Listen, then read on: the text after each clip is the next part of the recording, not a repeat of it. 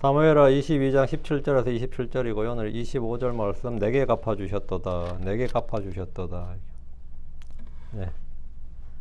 25절 그러므로 주께서 내 의에 따라 그분의 눈앞에서 나에게 깨끗함에 따라 내게 갚아주셨도다. 내게 갚아주셨도다. 오늘은 주님께서 말씀하신 내게 갚아주셨도다 합니다. 네, 자, 기도했으니까 바로 시작합시다. 예, 오늘 공부할 말씀은 내게 갚아주셨도다 합니다. 우리는 구원이나 영생, 성령이 은혜의 선물임을 알고 믿습니다.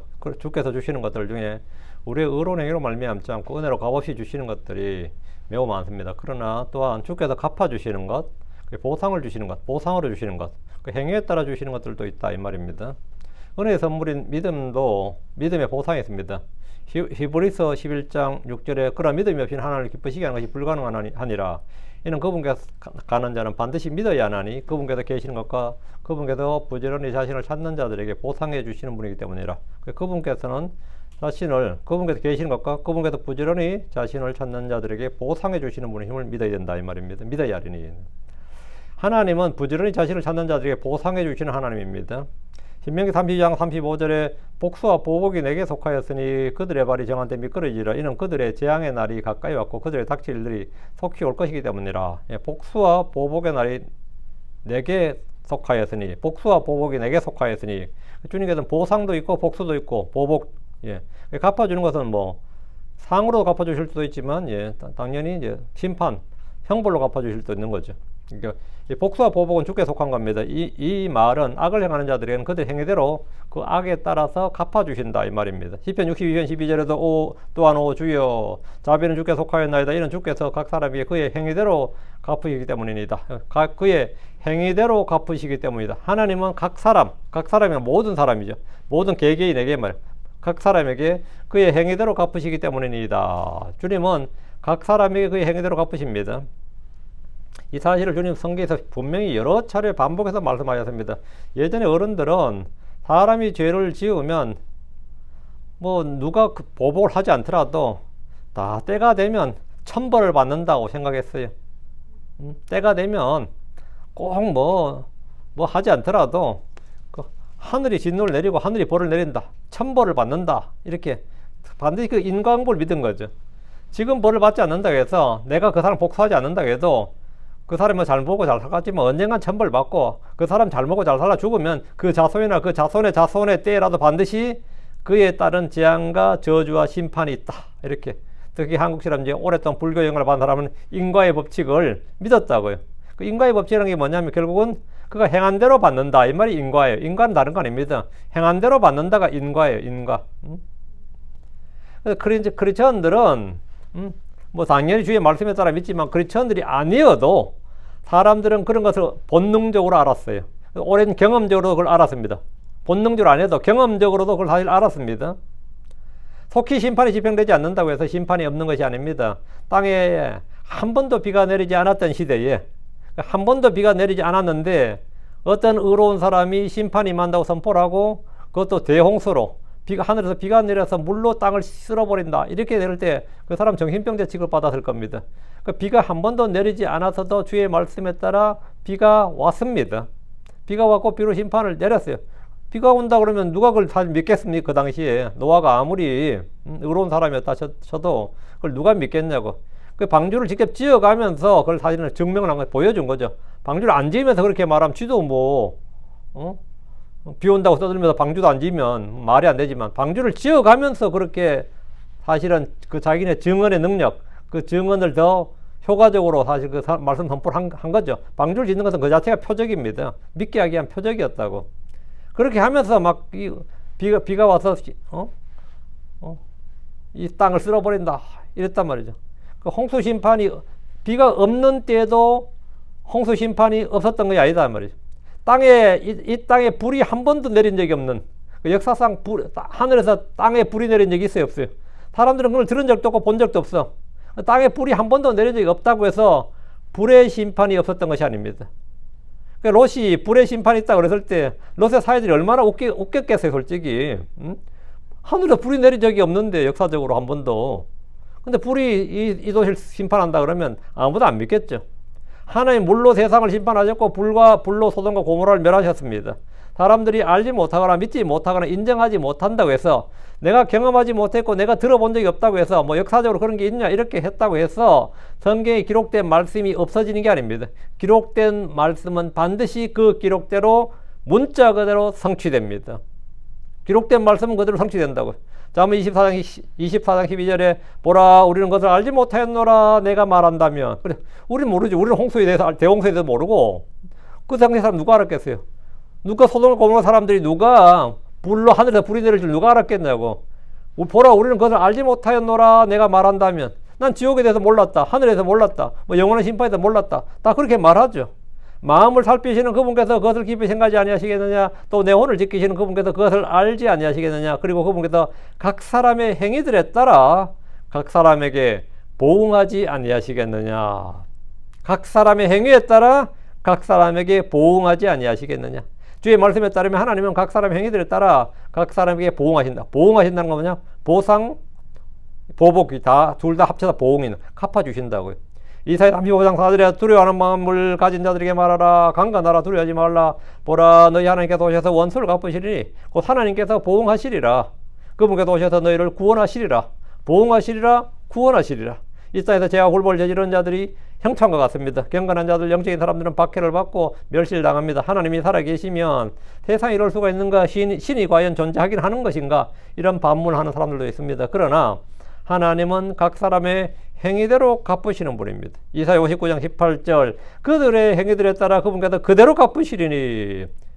예, 그들의 행위들에 따라 그분께서 그대로 갚으시리니. 그분께서 자신의 원수들에게 경로로, 자신의 원수들에게는 보복으로 갚으시며 섬들에게도 그분께서 보복으로 갚으시리라. 이사야 65장 6절 7절 보라 그것이 내 앞에 기록되어 있은즉 내가 잠잠하지 아니하고 참으로 그들의 품속으로 보응하리니 너희 불법들과 너희 조상들의 불법들이라. 주께서 말씀하시니라. 그들이 산들 위에서 분양하였고 작은 산들 위에서 나를 모독하였느니라. 그러므로 내가 그들의 이전 행위를 측량하여 그들의 품속에 주리라. 주님께서 말씀하셨어요. 주께서는 그들이 한 행위들을 적시한 후에 그것들을 측량하여 그들의 품속에 줄 것이다. 한마디로 뿌린 대로 거두게 하시고 행한 대로 갚아주신다 이거예요. 사람이 의를 행하든 악을 행하든 그가 행한 대로 받는다는 사실은 변함이 없습니다. 오늘날 사람들은 이런 의식 자체가 없습니다. 예레미야 16장 18절에 그리고 먼저 내가 그들의 불법과 그들의 죄를 2배로 갚아주리라. 왜냐하면 그들이 내 땅을 더럽혔기 때문이요 그들이 그들의 가증하고 혐오스러운 것들의 사체들로 내 유산을 채웠기 때문이니라. 이것이 하나님의 말씀입니다. 요엘서 3장 7절에도 보라 내가 그들을 너희가 팔아넘긴 곳에서 일으켜 세울 것이며 너희의 보답을 너희 머리 위로 돌려주리라. 주님께서 너희 보답을 너희 머리 위로 돌려주겠다. 이 진리는 신약 성경에도 그대로 나옵니다. 계시록 22장 12절에 보라 내가 속히 가리라. 또 내가 줄 보상이 내게 있어 각 사람에게 그의 행위에 따라 주리라. 각 사람에게 그의 행위에 따라 주리라. 보상과 보복이 모두 주께 있습니다. 자, 본문을 보겠습니다. 17절 그분께서 위로부터 보내셨고 그분께서 나를 붙잡아 주셨도다. 그분께서 많은 물들에서 나를 끌어내셨도다. 그분께서 위로부터 보내셨도다. 그분께서 위로부터 뭘 보내셨다는 거예요? 사람을 보냈다는 거예요? 그분께서 위로부터 뭘 보냈다는 거예요? 그분께서 위로부터 보내신 게 뭡니까? 우리가 뭐 하늘 햇살도 위로부터 보내는 것 같은 거, 비도 우박도 눈도 뭐 다 위로부터 보냈다 그러지만 사실 우리가 받은 모든 것, 우리가 소유한 모든 것이 위로부터 온 겁니다. 위로부터 주어지지 않으면 우리는 아무것도 받을 수가 없습니다. 우리가 가진 것 중에서 받지 않는 것이 없습니다. 주님은 위로부터 각양 좋은 선물들을 보내십니다. 그분의 천사를 보내시고 주의 말씀을 보내시고 주의 영을 보내시고 주의 구원을 보내시고 주의 도움을 보내시고 주의 힘을 보내시고 주의 지혜를 보내시고 하여튼 위로부터 보내신다. 그분께서 위로부터 뭔가를 또는 누군가를 보내셔서 다윗을 붙잡아 주셨습니다. 그분께서 나를 붙잡아 주셨다. 그분께서 위로부터 보내셔서 나를 붙잡아 주셨다고. 주의 말씀을 보내시고 하고 주의 영을 보내셔서 나를 붙잡아 주셨다. 주님은 다윗에게 주의 영을 보내셨고 주의 말씀을 보내셨는데 주께서 때가 되어 이 땅에 그분의 독생자를 보내주셨고 오순절에는 주의 영 성령을 보내주셨고 또 주의 말씀들을 보내주셨습니다. 주께서 때가 되어서 우리에게 그런 걸 다 보내주셨어요. 주님은 우리가 구하는 것들을 보내십니다. 또 40절 그분께서 많은 물들에서 날 끌어내셨도다. 이 말씀과 가장 잘 맞아떨어지는 인물은 다윗이 아니라 사실 모세죠. 모세는 뭐죠? 많은 물들, 나일강에서 건진받았잖아요. 모세가 물들에서 건진받아 모세라고. 모세는 강물에서 건진받은 사람입니다. 자, 그럼 모세가 그러면 이스라엘 민족은 어떨 것 같아요? 이스라엘 민족도 마찬가지입니다. 그들은 홍해를 건넜기 때문에 많은 물들에서 끌어내셨다. 이런 주의 말씀과 정확히 일치합니다. 많은 물들에서 나를 끌어내셨다. 민족적으로 이스라엘은 물들에서 끌어내셨죠. 예. 문자적인 물 외에 성경에서 많은 물들 이렇게 말하면 민족들을 말합니다. 성경에서 물들 위에 하면 이건 민족들 이 말이. 많은 물들에서 끌어내셨다는 것은 많은 민족들 사이에서 구출과 구원을 해주셨다 이 말입니다. 다윗이 많은 민족들과 싸웠지만 죽지 않았고 구출받았음을 뜻한 겁니다. 18절 그분께서 나의 강한 원수와 나를 미워하는 자들에게서 나를 구출하셨도다. 이는 그들이 내게 너무 강하였기 때문이로다. 야. 예, 주님이 나의 강한 원수와 나를 미워한 자들에서 나를 구출하셨도다 했죠. 이것은 다윗의 체험이고 간증입니다. 다윗의 인생 체험이고 인생 간증이에요. 그분께서 나의 강한 원수와 나를 미워하는 자들에서 자신을 구출하셨다는 것인데 이것은 역사적으로 사실입니다. 다윗이 만난 가장 강한 원수는 골리앗이었습니다. 처음 만난 가장 강한 원수였고 아마 평생에 그 정도 강한 적은 없었죠. 그런 강한 원수는 골리앗이었고 그는 그날 전쟁에서 구출받았을 뿐만 아니라 승리했습니다. 또 한 명의 강한 원수는 사울 왕이었습니다. 그는 사울이 가까이서 창을 던질 때 사울이 가까이서 창을 던졌을 때 또 군대를 동원해서 그를 추격할 때 주의 구출을 받았습니다. 나를 미워한 자들에게서 나를 구출하셨도다 했는데 다윗은 늘 전쟁을 했기 때문에 그를 미워하는 자들은 사방에 널려 있었습니다. 다윗은 원수가 너무 많은 사람이었습니다. 이스라엘 안에서도 다윗을 미워한 자들이 있었고 2번이나 반역이 일어났습니다. 주님은 그때마다 다윗을 구출하셨습니다. 이는 그들이 내게 너무 강하였기 때문이라. 약했다면 다윗이 구출할 것도 없고 자기가 그냥 진압하면 되는 거죠. 근데 그들이 너에게 너무 강하였다는 거죠. 다윗의 원수들, 다윗을 미워하는 자들은 약한 자들이 아니었습니다. 다윗이 홀로 감당할 수 없는 자들이었습니다. 내게 너무 강하였다고. 그래서 위로부터 주의 도움과 구출이 필요했던 겁니다. 우리에게 있는 원수들을 보십시오. 마귀와 세상과 죄와 육신 등 무엇 하나 우리가 이길 수 있는 약한 것이 없습니다. 모두 강한 것들입니다. 모두가 강한 것들이. 우리가 겪는 모든 일들은 다 우리에게 너무 무거운 것이고 너무 강한 것이에요. 우리는 위로부터 힘과 지혜를 구해야 됩니다. 성령 충만을 구하고 은혜를 구해야 됩니다. 말씀을 주시길 구해야 됩니다. 주께서 나를 붙드시고 구출해 주시지 않으면 많은 물들이 휩쓸리고 파선하는 배와 같습니다. 다시 일어난 이런 사건은 오늘날 우리에게 본보기로 기록된 겁니다. 우리도 마찬가지로 온 사방에 있는 적들이 내게 다 너무 강한 것들입니다. 19절 그들이 내 재앙의 날에 나보다 앞서갔도다. 그러나 주께서 내 버팀목이 되셨도다. 버팀목이 이제 한자로 쓰면 지주입니다. 지지하는 기둥, 이게 주자는 기둥 주자고요. 지탱하는 기둥, 이게 버팀목. 네. 다윗은 그가 겪은 고난의 시절들을 내 재앙의 날들 이랬어요. 내 재앙의 날들. 그 인생에서 다윗은 평안의 날들보다 재앙의 날들이 많았던 거죠. 이것은 평생에 한두 번 그에게 닥친 어떤 사건을 말한 것이 아닙니다. 그는 평생토록 고난과 시험을 겪었습니다. 왕이 되기 전보다 왕이 된 후에는 더 큰 어려움을 겪었습니다. 외적들과 싸울 때보다 안에서 일어난 반역이나 불법으로 인해 받은 징계와 심판 훨씬 더 컸습니다. 그들이 내 재앙의 날에 나보다 앞서갔도다 이렇게 하면 그들은 다윗의 원수들 대적들인데 다윗은 여러 번 죽음의 문턱에 있었다 이 말입니다. 사울 왕으로 인해 몇 차례 죽을 뻔했고 망명을 갔다가 필리스틴에서 죽음의 길을 겪었고 전쟁터에서도 그랬고 압살롬의 반란 때도 생명 위험이 그대로 노출되었습니다. 그러나 그런 것보다 더 큰 위험은 그가 죄를 지었을 때였습니다. 하나님께서 그를 법대로 징계하셨다면 다윗은 죽었습니다. 다윗은 사탄이 부추겨서 그의 마음을 격동해서 프로보크라고 하는데 다윗이 사탄의 마음을 부추겨서 인구적 살해했을 때 이스라엘에 내린 재앙으로 7만 명이 죽었습니다. 다윗이 어떤 전쟁에서 그렇게 전력 손실을 받은 적이 없어요. 근데 7만 명이 죽었다고. 압살롬 전쟁에서는 압살롬이 반에서 2만 명이 죽었고 그 다윗이 이제 미칠 지경이죠 사실. 어떤 전쟁에서도 다윗은 이런 큰 피해를 입지 않았고 이런 패배를 겪은 적이 없습니다. 그럼에도 불구하고 주께서 내 버팀목이 되셨도다. 아니면 내가 그냥 붕괴되는 거죠. 자아가 붕괴되는 것이고 내가 멘탈이 가버린 거라고요. 아니면 미쳐버리거나. 그러나 주께서 내 버팀목이 되셨도다. 버팀목이 되셨다. 주께서 재앙의 날에 나를 지지해주는 버팀목이 되셨다는 겁니다. 그래 그것을 견디낼 수 있고 이겨낼 수 있었던 이 말입니다. 주님은 나의 도움이시고 나의 후원자시고 나의 정신적 지주일 뿐 아니라 모든 필요를 공급해 주시는 공급자입니다. 든든한 버팀목이 받치고 있으면 모든 것이 무너지는 중에서도 버티게 됩니다. 다윗은 그렇게 주님을 버팀목으로 삼아서 평생을 살았습니다. 20절입니다. 그분께서 나를 넓은 고단으로 데려가시고 그분께서 구출하셨으니 이는 그분께서 나를 기뻐하시기 때문이로다. 지금 개인 체험 이야기인데 이런 기록이 왜 있느냐 이거죠. 우리에게 배움과 본보기로, 교훈과 경고로, 이런 걸로 훈계로 기록된 겁니다. 예. 우리는 생명을 인도하는 문, 또 그 길은 좁고 그 길은 좁고 협착하다는 걸 협착하다는 말을 듣습니다. 멸망으로 인도하는 문은 넓고 크다. 길은 넓다. 문과 길은 넓다고 합니다. 그런데 다윗은 주님이 자신을 넓은 곳 안으로 데려가셨다. 이래야 돼. 넓은 곳 안으로 데려가셨다. 이럽니다.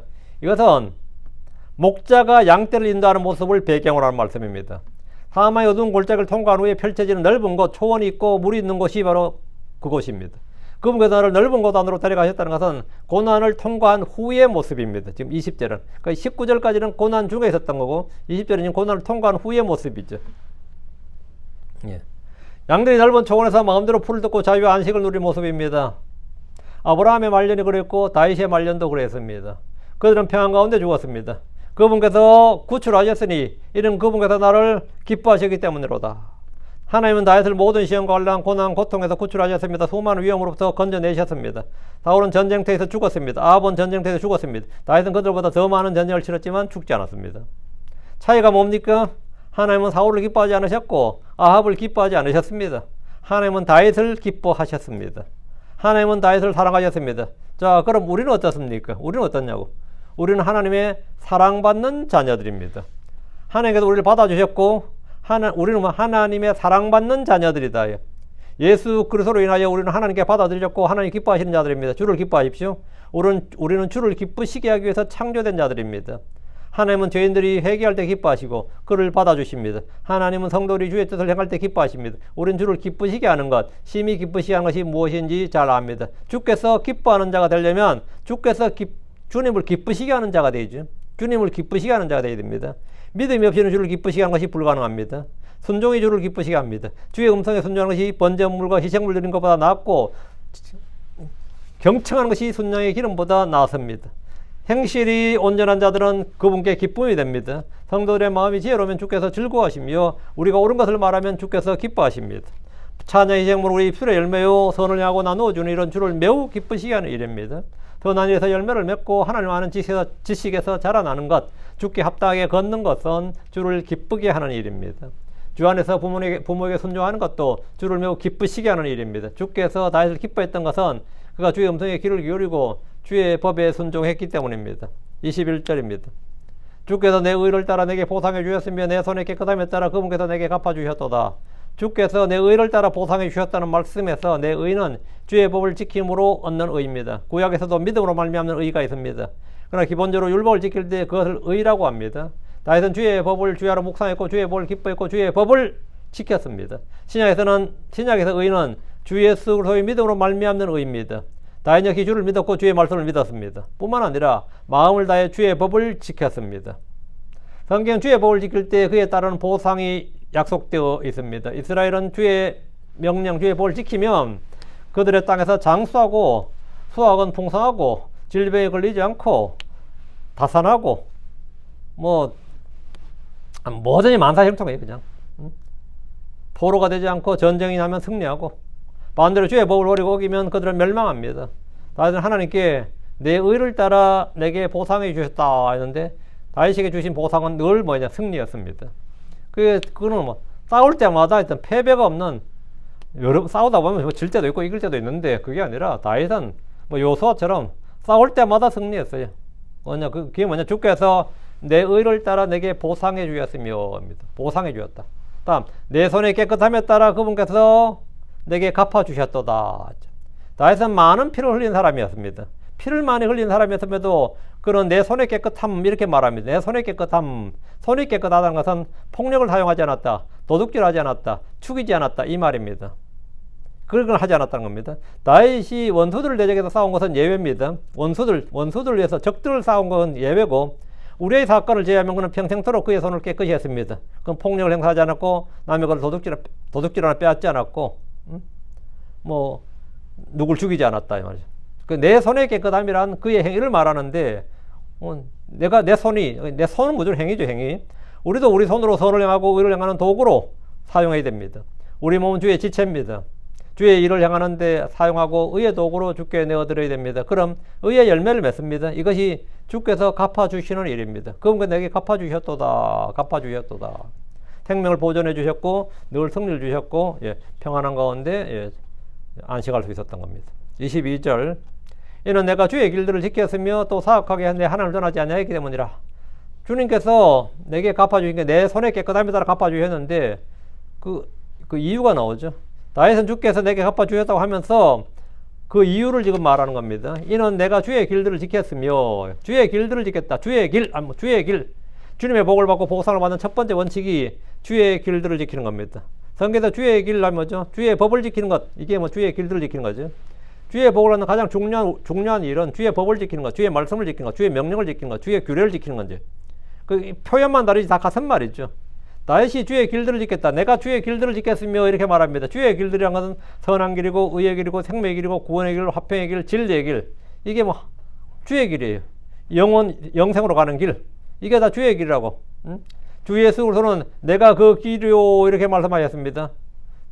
이게 바로 주의 길을 지켰다고. 또 사악하게 내 하나님을 떠나지 사악하게 내 하나님을 떠나지 아니하였기 때문이라 했는데 하나님을 떠난다는 것은 그분을 잊는 것이 하나님을 떠나는 겁니다. 떠난다는 게 뭐 여러분 하나님을 어떻게 떠나냐고. 하나님을 잊는 게 하나님을 떠나는 거예요. 주의 말씀을 잊어버린 것이 주의 말씀을 떠나는 겁니다. 주의 말씀을 잊어버려. 주의 말씀을 잊어버리고 주의 말씀을 마음에 두지 않아. 주의 말씀을 내가 의식하지 않는다. 그럼 주의 말씀을 떠난 거죠. 내가 하나님을 더 이상 의식하지 않는다. 내 생각에. 내 마음과 생각이 하나님을 의식하지 않아. 그럼 하나님을 떠난 겁니다. 여러분이 하나님을 떠난 적 있어요? 없어요? 하면. 하나님을 어떻게 떠나냐고. 구체적으로 어떻게 하면 떠나? 내가 하나님을 의식하지 않아. 하나님을 생각하지 않는다고. 하나님을 내가 잊어버려서. 주의 말씀을 잊어버렸어.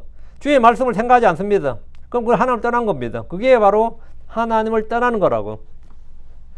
그리고 다른 신들을 따르고 섬기는 것. 그건 하나님을 떠나는 거죠. 주를 두려워하지 않고 멸시하는 것. 그게 하나님을 떠난 겁니다. 누가 제 설교 열심히 듣다가 이제 안 들어. 그리고 뭐 제 설교도 안 듣고 이제는 뭐 내가 하는 말씀 별로 없고 내 설교도 이제 안 하지. 그럼 이제 윤목사원을 하고 떠났다 이렇게 말하죠. 뭐 떠나고 안 떠나고 뭐 공간적 지리적 문제가 아니란 말이에요. 옛날도 그 사람 거기 살았고 난 여기 살았어. 공간의 문제가 아니란 말이죠. 지리적 문제가 아니고 마음이 뭐다? 떠났다 이거죠. 2개월 떠났습니다. 그러면 이제 2개월이 안 나온다, 참석하지 않는다, 조인하지 않는다 이 말이 이제 2개월 떠났다지만 또 하는 그 말고도 이제는 뭐 그게 내 신경 별로 안 써요. 내가 그거 이제 잊어버렸어요. 생각 잊어버렸다가 떠났다예요. 잊어버린 게 떠난 겁니다. 참 많은 사람 떠났지. 많은 사람 떠났다고. 마찬가지로 많은 사람이 주를 떠났고 주의 법을 떠났죠. 주의 말씀을 떠났고. 킹제임스 성경을 떠났습니다 말이야. 나 교회는 다니지만 하던 전에 킹제임스 성경 했어요. 지금은 별로 뭐 그런 신경 안 써요. 그 신경 안 써요. 이게 먼저 떠난 겁니다. 신경 안 써요. 지금은 난 별로 신경 안 씁니다. 뭐 내가 예수를 믿는 건 못 믿고 교회 다니는 건 아니지만 전에는 저도 정말 열렬히 킹제임스 맨이었다. 나도 열렬히 킹제임스 성경 신자였다. 지금은 뭐 아니죠. 이렇게 하면 그게 킹제임스 성경을 떠났네요. 이렇게 말하죠. 우리 킹제임스 성경을 떠났네요. 이렇게 말한다고. 근데 사악하게 내 하나님을 떠나지 않았다. 다윗은 하나님을 잊어버리지 않았고 주의 법을 잊어버리지 않았고 뭐 의식하지 않았다, 뭐 신경 쓰지 않았다 이런 게 없이 항상 주님을 의식하고 항상 생각하고 항상 묵상하고 항상 주님을 뭡니까? 내 생각과 마음에 뒀단 말이죠. 그러니까 그게 떠나지 않는 거예요. 떠나지 않는 게 다른 게 아닙니다. 그게 꾸준히 거하는 거라고. 우리가 주의 말씀에 꾸준히 거한다는 게 뭐 별거 아닙니다. 주의 말씀을 꾸준히 생각하고 계속해서 묵상하고 그 말씀을 내 삶에서 어디서나 의식하는 것, 하나님 의식하는 것. 그게 뭐냐? 하나님을 떠나지 않는 거예요. 주님 안에 거하는 거라고. 요즘은 다른 거 제가 뭐 좀 관심이 있어 그쪽을 보고 있습니다. 그럼 이쪽을 떠난 거죠. 그 내가 요즘은 우상을 지금, 요즘은 내가 좀 절에 좀 다니고 있습니다. 그건 뭐죠? 그럼 이쪽을 떠난 거죠, 당연히. 우상 숭배는 무조건 하늘 떠난 거예요. 100% 하늘 떠난 거고. 다윗은 그런 일을 하지 않았다 이거죠. 그는 평생토록 주를 섬겼고 주의 법을 떠나지 않았습니다. 그런 성경은 다윗 이후로 왕들에게 다윗의 길들을 따랐다 이런 것은 선한 왕이고 의로운 왕이에요. 다윗의 길들대로 따르지 않냐했고 그럼 악한 왕이에요. 다윗의 길이 뭐였냐 하면 그게 바로 주의 길이었고 그게 진리의 길이었고 생명의 길이었고 의의 길이었고 그게 믿음의 길이었고 선한 길이었다 이 말이에요. 다윗의 길들, 다윗이 주를 어떻게 따랐는가 보고 그 다윗의 본을 따라 걸으면 그게 의로운 길이에요. 신약에서 이제 바울이 그런 사람이고요. 바울이 너희가 주를 따른 듯이 내가 주를 따른 것처럼 너희가 나를 따른 자가 되라 이렇게 되는 거죠. 구약에서는 다윗이 본이 되는 인물이고 신약에서는 사도 바울이 본이 아니고 주를 어떻게 따르는 사람의 본이라고. 주를 따르면 이렇게 따르면 주를 누가 제일 잘 따랐나 하면 구약에서는 다윗이고 신약에서는 바울이다 이 말이에요. 그러면 그들이 어떻게 주를 따랐는가 보고 우리가 저런 식으로 주를 따르면 되는구나. 그 따르는 자의 본, 이게 바로 당연히 주님이 본이죠. 근데 주님을 따르는 자의 본이 누구냐면 이제 바울이 되겠죠. 그 다윗의 길을 따랐다 그러면 무조건 선한 왕이야. 다윗의 길을 따랐다 그러면 무조건 잘한 거. 다윗의 길을 벗어났다면 이런 무조건 악한 왕이에요. 이와 대조되는 사람이 누구냐면 다윗의 길과 대조되는 사람이 한 명 있어요. 그 여로보암의 길이에요. 여로보암의 길을 따랐다 그러면 무조건 악한 왕이에요.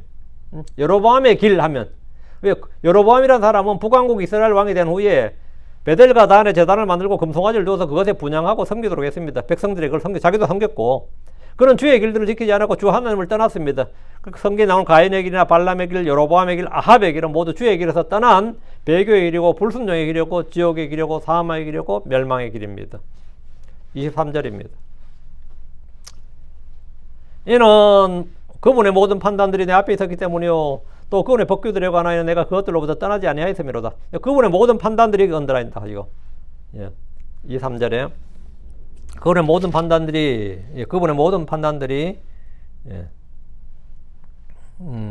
히지 저지먼트인데 이게 한국말로 번역이 잘 안 돼요. 그래가지고 판단의 법도, 판단의 공의, 별의별 번역이 지금 금정리나 한킹이나 이게 별의개 다 나오는데 그냥 판단들 하고 놔두니 제일 나은 거다. 판단들 아니면 심판들이잖아요. 물론 동사로 쓰면 재판하였더라, 심판하였더라 되겠지만 그냥 이는 그분의 모든 판단들이 내 앞에 있었기 때문이요. 또 그분의 모든 법규들에 관하여 내가 그것들로부터 떠나지 않았습니다. 근데 의미는 물론 판단의 공의, 판단의 법도 그건 이제 해석이고요. 다윗은 자신이 주의 길들을 지키고 사악하게 주 하나님을 떠나지 않았던 이유를 말해주는데 신앙생활의 핵심은 이게 옳은가 저게 옳은가를 판단을 해야 되잖아요. 근데 나의 판단, 이번에 우리 의자 하나 놓는데도 판단이 다 달라. 저는 이게 5개, 3개, 2개 놓으면 딱 좋다고 해가는데 5로 놔야 된다는 거야. 저 뒤에는 한 개 더 넣지 말아야 된다. 뒤에 저는 벽에는 한 개 붙이지 말아야 된다. 말을 안 해서 그렇지. 사람들이 전부 생각을 다들 많이 하고 계셨더라고. 그래서 판단은 다 다르죠. 사람은 다 다릅니다. 모든 판단은 다 달라요. 그럼 그 판단을 존중하죠. 그런데 절대 기준이 되는 판단이 하나 있어야죠.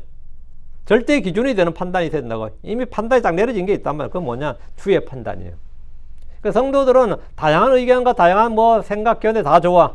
근데 우리가 분쟁 중에서도 통일될 수 있는 것, 하나 될 수 있는 것, 조화될 수 있는 것 딱 하나예요.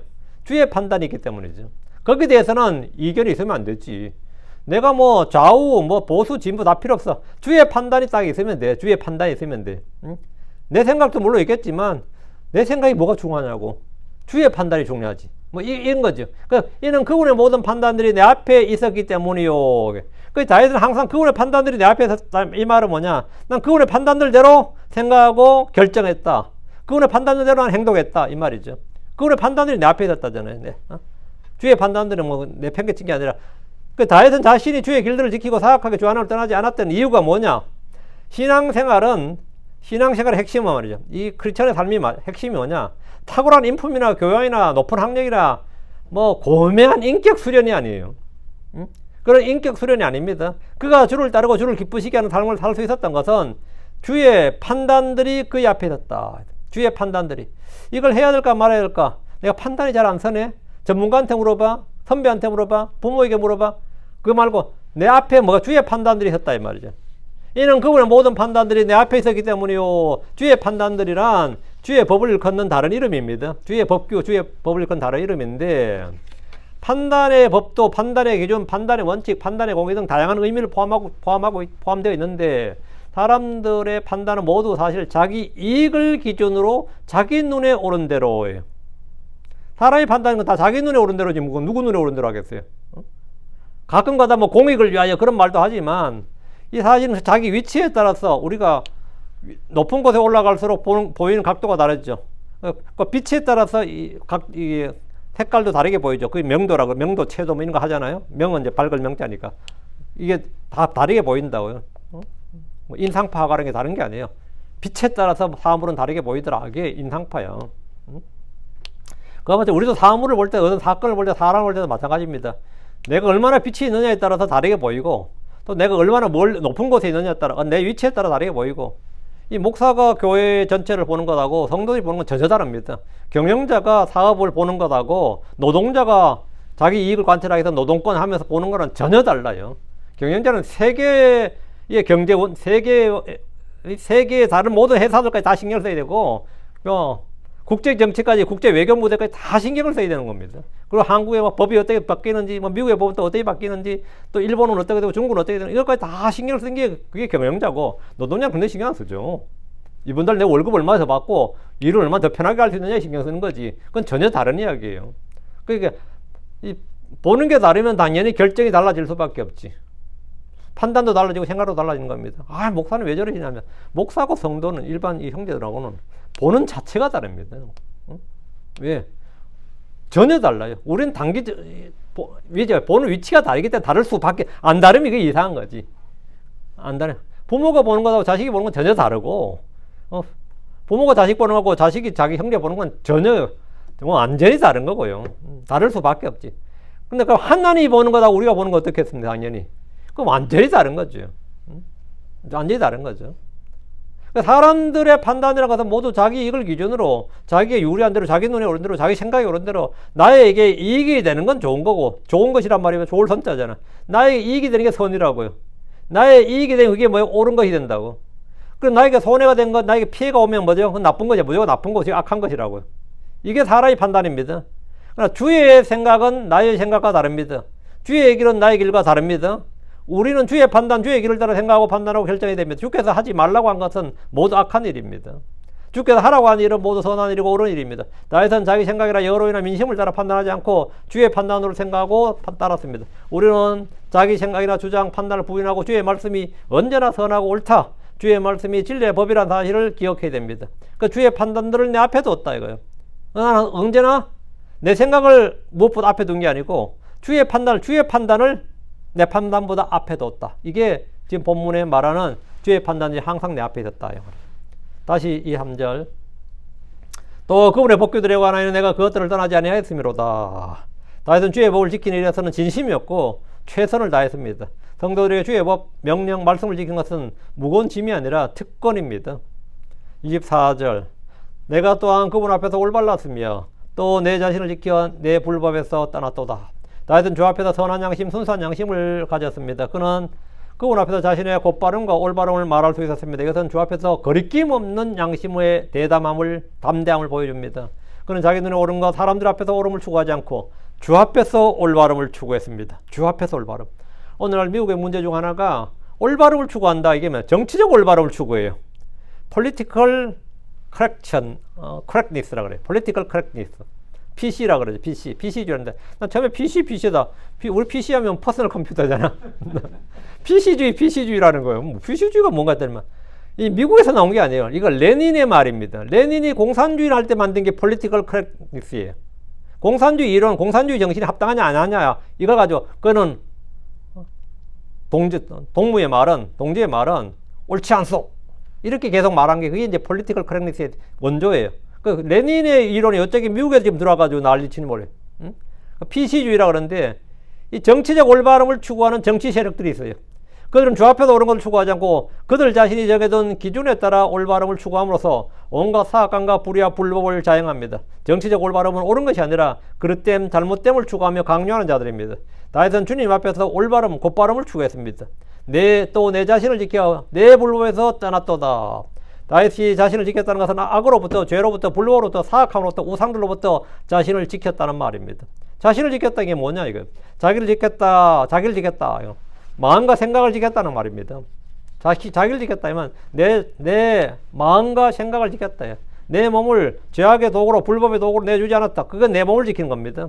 우리도 우리 자신을 지켜야 됩니다. 유다서 1장 21절에 하나님의 사랑 안에서 너희 자신을 지키며 하나님의 사랑 안에서 너희 자신을 지키며 영원한 생명에 이르도록 우리 주 예수 그리스도의 자비를 기다리라. 디모데서 5장 22절에 또 다른 사람들의 죄들에도 참여하지 말며 내 자신을 순결하게 지키라. 내 자신을 순결하게 지키라. 우리는 지켜야 할 것들이 있습니다. 우리에게 맡겨진 선한 것들을 지켜야 되고, 입술을 지켜야 되고, 마음을 지켜야 되고, 발걸음을 지켜야 되고, 자기 자신을 지켜야 됩니다. 지켜야 할 것들을 지키는 것을 이제 이쪽 용어로 보수주의라고 그러나, 이걸 보수라고 그러나. 보수는 뭐냐? 지켜야 할 것을 지키는 자들이에요. 이걸 지켜야 할 걸 안 지키고 파괴하자는 것이, 이건 지들은 뭐 혁신이라고 진보라고 하는데 사실은 그건 패망이고, 기독교인들은 목숨을 걸고서라도 반드시 지켜야 할 것들이 있는 진정한 보수주의자들입니다. 보수주의자는 지켜야 할 가치를 지키기 때문에 언제나 자랑스럽고 거리낌이 없죠. 근데 너고 나보고 보수냐 그러면 난 보수자 그래요. 근데 진보주의자한테 네 비진보냐 그러면 아 나도 사실은 보수인데 이러고 있어. 지도 쪽팔리거든. 지도 그 말하기 지도 쪽팔리거든. 우파든 데는 네 우파냐 그러면 다 우파다 그래요. 좌파들은 네 좌파냐 그러면 나 좌파이라. 나 사실은 나 중도라 그래요. 우파란 말 자체가 옳다는 뜻이기 때문에 참마 우파로 말 못하고 나가서 사람한테 뭐라 그러냐면 우파라 그러잖아요. 극우라 그래. 그래야지 양심이 덜 찔리거든. 내가 왜 극우인데. 우파는 오른쪽이라는 뜻이에요. 옳다는 뜻입니다.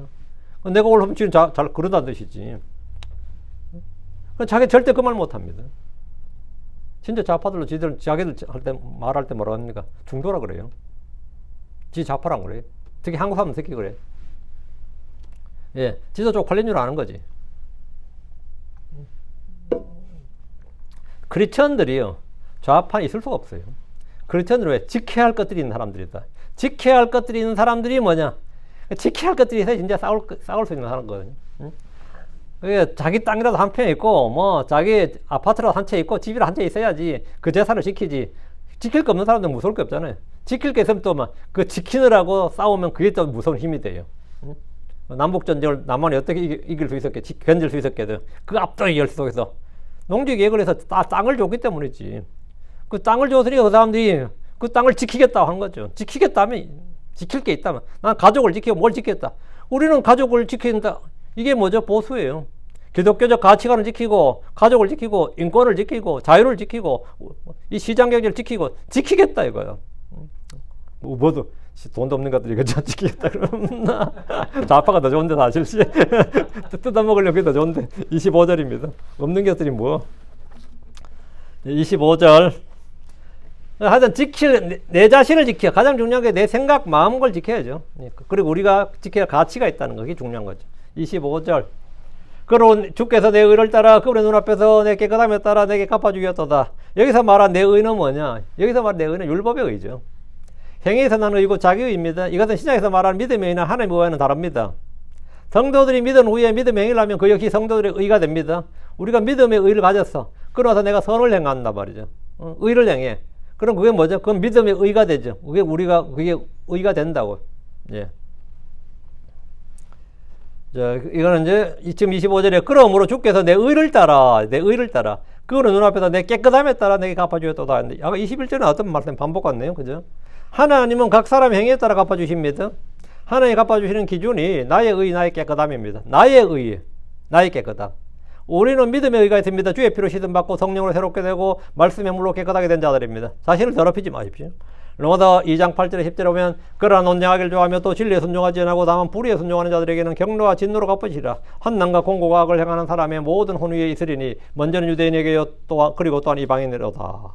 그러나 영광과 존귀와 화평이 선을 행하는 각 사람에게 있으리니. 여러분, 행하는 이죠. 선을 행하는 각 사람, 먼저 유대인에게 그리고 또한 이방인에게로다. 여러분 잘 보세요. 자, 주님께서 환난과 공고가 악을 행하는 사람의 모든 혼에 있으리니, 악을 행하는 모든 사람에게 이래 됐죠. 다음에 그러나 영광과 존귀와 화평이 선을 행하는 각 사람에게, 지금 행위에 따라잖아요. 하나님 누구에게 무엇으로 갚아주시는지 분명하게 볼 수 있는 거죠. 행위에 따라다. 행위에 따라. 이게 내 의를 따라. 내 의를 따라. 내 깨끗함에 따라. 하나님 누구에게 무엇으로 갚아주시는 분지, 하나님 누구에게 무엇으로 갚아주시느냐는 각 사람의 행위에 따른다 이 말이죠. 믿는다고 하면서 행하지 않는 자는 자기를 속이는 자고 죽은 믿음의 소유자입니다. 26절. 자비로운 자에게는 주께서 친히 자비로우심을 보이실 것이요 올바른 자에게는 주께서 친히 올바르심을 보이시리라. 이 말씀 우리가 행하는 대로 주께서 그대로 행하신다는 위대한 진리를 보여줍니다. 우리가 주께 행하는 그대로 그것을 주께 받게 됩니다. 주님은 자비로운 자에게 친히 그분의 자비로우심을 보이십니다. 우리는 주께서 자비로우신 것처럼 자비로워야 됩니다. 주님 내게 베푸신 긍휼을 기억하고 이웃이나 형제들에게 그대로 긍휼을 베풀어야 마땅합니다. 그게 자비로운 자예요. 자비로운 자는 본래 자비로운 자가 그게 아니고, 본래 우리는 전부 다 예, 전혀 자비가 없는 사람들이죠. 긍휼이 없는 자고 본성의 애정이 없는 자들이 막 이런데, 예, 자비로운 자, 하나님의 자비를 받아들이면 그게 자비로운 자야. 그 이제 성경에서 말한 자비로운 자는 뭐냐면 하나님의 자비를 받은 후에 그 자비로운 그 하나님께 받은 그 자비, 그 긍휼을 다른 사람이 그렇게 하는 사람을 자비로운 자라고, 그렇게 하지 않는 사람을 뭐 인색한 자 또는 자비가 없는 자, 무자비한 자가 되는 거죠. 그게 마태복음 18장 26절 27절 나오죠. 그러므로 그 종이 엎드려 그에게 경배하며 말씀드렸더라. 주인이여 나에게 참아주소서. 그리하면 내가 주인께 다 갚겠나이다. 그때 그 종의 주인이 불쌍히 여겨 그를 풀어주고 그에게 그 빚을 용서해 주었더라. 자비를 받은 거죠. 주님이 자비를 베풀어 주셨고 이 종은 이제 자비를 받은 거예요. 주님은 우리의 빚을 다 갚아주었습니다. 우리가 받아야 할 모든 형벌을 탕감해 주었습니다. 그럼 이 사람 어떻게 해야 됩니까? 주님의 자비를 받았어. 그래서 자기의 빚을 다 탕감받았어요. 용서를 받았어. 우리가 받아야 할 모든 형벌이 다 면제됐다고, 사면됐다고요. 그럼 이제 이때부터 우리는 어떻게 해야 되느냐? 자신의 이웃에게 그대로 해야 됩니다. 내가 받은 자비를, 내가 주께 받은 자비, 내가 주님께 이렇게 다 탕감받았어. 그럼 나한테 빚진 사람 내가 다 탕감해줘. 내가 나한테 빚진 사람 다 용서해줘. 이게 이제 그러면 자비로운 자가 되는 거죠. 자기에게 빚진 자를 다 탕감해주고 긍휼을 베풀어야 됩니다. 자비로운 자에게 주께서 자비로우심을 보인다는 것은 주의 자비를 받은 자들이 이웃이나 형제들에게 자비를 보일 때 주님이 그에게 자비를 보여주신다는 말입니다. 마태복음 18장 32, 33절. 그때 전에 그를 불렀던 그의 주인이 그에게 말했더라. 오 악한 종아, 내가 내게 애걸하게 나는 내게 그 모든 빚을 용서해 주었노라. 내가 너를 불쌍히 여긴 것과 똑같이 너도 내 동료 종에게 동정심을 가졌어야 하지 않겠느냐. 이게 뭐냐면 자비를 보이는 거예요. 자비로운 자에게는 주께서 자비로우심 보이신다 했는데, 주님이 먼저 우리를 불쌍히 여기시고 긍휼과 은혜를 베푸십니다. 우리는 주께 받은 긍휼과 은혜에 감사하고 다른 사람들과 이웃에게 긍휼과 은혜를 베풀어야 됩니다. 자비로운 자는 타고난 성품이 아니라 주께서 내게 베풀어 주신 일들에 대한 반응입니다. 자비라는 것은, 자비로운 자라는 것은 하나님의 자비를 받은 자들이 하나님께 받은 그 자비를 나타내서 보이는 반응이 그 사람이 자비로운 자인지 자비롭지 않는 자인지 인색한지 나오는 거죠. 그런 사람들은 주께 또 자비를 구할 수가 있고, 그래서 마태복음 6장 12절에 그리고 우리에게 빚진 자들 용서하는 것 같이 우리에게 우리의 빚을 용서하옵소서 이렇게 말한 것은 바로 이 말씀이죠. 성도들이 이웃에게 가혹한 자, 압제하는 자, 지배하는 자, 갑질한 자가 되어서는 안 된다 이 말입니다. 다시 16절. 올바른 자에게는 주께서 친히 올바르심을 보이시리라. 그러니까 주께서는 올바른 자에게 친히 올바르심을 보이시는데, 올바른 자 이 말은 뭐냐? 올바른 자, 어떤 게 올바른 자? 주의 말씀에 올바르게 반응하는 사람입니다. 주의 말씀에 올바르게 반응하는 사람. 우리 주의 복을 행하려는 소원과 의지를 가진 사람이 올바른 사람입니다. 다니엘은 바빌론에 포로 잡혀갔지만 그 사정이 도저히 법을 지킬 수 있는 사정이 아니에요. 바빌론에 포로 잡혀난 포로에서 종이죠, 환관이죠, 내시였잖아요. 그런 사람이었는데 그는 그곳에서 주의 복을 행하려는 소원과 의지를 가졌습니다. 그리고 소원과 의지만 가지고 말면 그만인데 결단을 해버렸어. 결단해버렸다. 그게 올바른 자라고요. 모세는 이집트에서 파라오의 딸의 아들로 살 수 있었지만 그는 잠시 죄의 쾌락들을 즐기는 것보다 오히려 하나님의 백성과 함께 고난받는 걸 택하였고, 그리스도의 치욕을 이집트에 있는 모든 부하들보다 더 큰 재물로 여겼습니다. 이것은 정치적 올바름이 아닙니다. 이것은 주 앞에서 올바름입니다. 우리 모두 이 주 앞에서 올바름을 가져야 돼요. 우린 주의 말씀에 대해 바른 믿음, 바른 태도를 가져야 됩니다. 주의 명령을 지키는 것이 사랑하는 겁니다. 올바른 자에게는 주의 올바르심을 보입니다. 27절. 순수한 자에게는 주께서 친히 순수함을 보이실 것이요 비뚤어진 자에게는 주께서 친히 불쾌함을 보이시리라. 순수한 자에게는 주께서 친히 순수함을 보이십니다. 순수한 자가 누굽니까? 세상에 순수한 자가 어딨냐고. 주님은 깨끗하고 순수한 자지. 근데 순수한 자가 누구냐 말이죠. 마음이 깨끗한 자, 양심이 깨끗한 자는 순수한 주의 말씀을 받아들인 사람입니다. 요한복음 15장 3절에 이제 너희는 내가 너에게 말해준 그 말을 통해 깨끗하니라. 그러니까 주의 말씀을 받아들인 자들은 뭐라고요? 그 말씀을 통해서 너희는 깨끗하니라. 그래서 이 사람이 깨끗한 자가 순수한 자이죠. 주의 말씀을 받아들인 사람, 주의 말씀은 우리를 씻겨주는 물입니다. 주 예수 그리스도를 믿으면 우리의 신앙 양심이 깨끗해집니다. 우리가 어떤 문제에 있어서 나는 깨끗하다라고 하면 그 문제와 나는 전혀 상관이 없다 이런 뜻이죠. 그 문제와 나 연루되어 있지 않다 이 말이에요. 사도 바울은 복음을 전하면서 유대인들에게, 그리고 그들이 스스로 반대하고 신성모독하여 해서 그가 그의 옷을 털었으며 그들에게 말하였더라. 너희 피가 너희 머리로 돌아갈 것이요 나는 깨끗하니라. 이제부터 내가 이방인들에 가리라. 바울 사도가 나는 깨끗하니라 할 때 그는 복음을 전했다. 유대인들이 복음을 전했고 그들이 받아들이지 않았다면, 받아들이지 않았던 것은 내 책임이 아니다. 그건 너희들 스스로 결정이고 너희들 선택이었다. 받아들이지 않은 건 유대인들이었죠. 바울은 이 문제에 조금도 책임이 없다는 뜻에서 하는 말이 뭐죠? 나는 깨끗하다. 그렇죠. 어떤 문제에서 막 추궁하면 나는 그 문제는 깨끗합니다. 결백합니다. 그렇죠. 결백하다, 깨끗하다 이 말이죠. 그 문제 상관없습니다 이 말이죠. 그럼 복음 전파의 의무를 다했습니다. 그럼 깨끗한 겁니다. 선을 행하는 사람은 양심이 깨끗합니다. 누가복음 11장 41절에 그러나 오히려 너희가 가진 것들로 구제하라. 그리하면 보라 모든 것이 너희에게 깨끗하니라. 내가 선을 행할 수 있을 때만 행하면 양심이 깨끗해요. 나는 어쨌든 나름 최선을 다했습니다. 이렇게 말할 수 있는 거예요. 선을 행할 줄 알 때 행할 수 있을 능력이 있을 때 행했다고. 그리고 나는 뭐 인색하지 않고 베풀 때 베풀었고 구제할 때 구제했고 하고 그리고 했다. 그러다 보면 그런 사람들은 늘 양심이 담대하고 깨끗합니다. 그럼 보라 그리하면 보라 모든 것이 너에게 깨끗하니라. 실제 그렇습니다. 이런 선을 행한 사람들에게는 모든 게 깨끗해요. 주님은 순수한 자에게 이건 순수한 자, 깨끗한 자, 순수한 자에게 결백한 자단 말. 이런 자에게는 주의 순수하심을 보이신다. 주의 순수하심을 보이가. 그 순수한 자인 주께서 친히 순수하심을 보이실 것이요. 다음. 그러나 삐뚤어진 자에게는 주께서 친히 불쾌하심을 보이신다. 삐뚤어진 자가 뭐죠? 삐딱하게 구는 자예요. 삐딱하게 구는 자들이 있죠. 삐뚤어진 자들이 삐딱하게 구는 자들이 있어요. 주와 그의 말씀에 냉소적이고 비판적이고 불신과 의심으로 가득한 자들이 있습니다. 교회에 대해서 삐딱하고 목사들 이야기하면 삐딱하고 뭐 하면 삐딱해 뭐든 삐딱한 자들이 있는데 그 삐딱한 자들은 주님께서도 친히 그들에게 불쾌함을 보이시는데 주님은 그들의 태도 사람이 주님에게 어떻게 행하더라 너희가 나와 나의 말에 어떻게 반응하고 어떤 태도를 취하느냐도 나도 똑같이 너에게 그대로 대해주겠다 이거예요. 이건 굉장히 중요한 말씀이에요. 그럼 주께서도 그들의 불쾌함을 보이신다 했는데 하나님 우리의 마음 속에서 붙잡으시는 분이에요.